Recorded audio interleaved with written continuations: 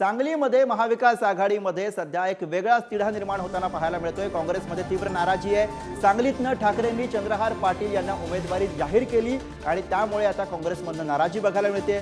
पक्षश्रेष्ठींच्या आदेशामुळे सांगलीतील काँग्रेस नेत्यांचं सध्या मौन आपल्याला बघायला मिळतंय, पण नाराजी ही दिसते आहे। सांगलीतनं विशाल पाटील हे निवडणूक लढवण्यावरती ठाम आहेत, त्यामुळे आता काँग्रेसमधनं काय भूमिका व्यक्त होणार सांगलीच्या जागेवरनं हे आपल्याला बघायचं आहे।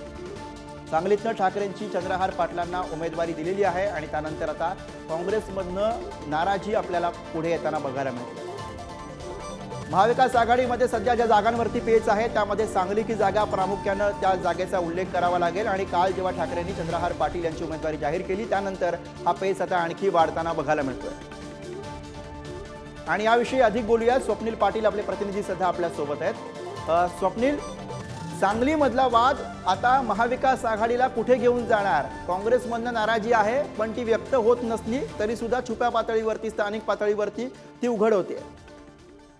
नक्कीच उद्धव ठाकरे सांगली दौऱ्यावर आले होते। चंद्रहार पाटलांसाठी त्यांनी सांगली मिरजेमध्ये मेळावा घेतला।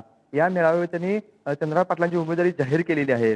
परंतु एकीकडे महाविकास आघाडीमध्ये ठाकरेंची शिवसेना आणि काँग्रेसमध्ये सांगलीच्या जागेवर चर्चा सुरू असताना एकतर्फी उमेदवारी जाहीर केली असा काँग्रेस नेत्यांचा आरोप आहे। त्यावेळी सांगलीत ठाकरे आले होते, त्यावेळी त्यांनी विशाल पाटील यांच्या ज्या आई आहेत त्यांची देखील भेट घेतली होती आणि काही काळजी करू नका, आपण सोबत जाऊ असा शब्द दिला होता।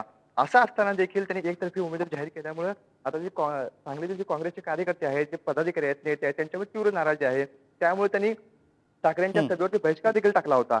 असं जरी असलं तरी चंद्रहार पाटलांच्या उमेदवारावर काँग्रेसचे नेते बोलत नाही आहेत।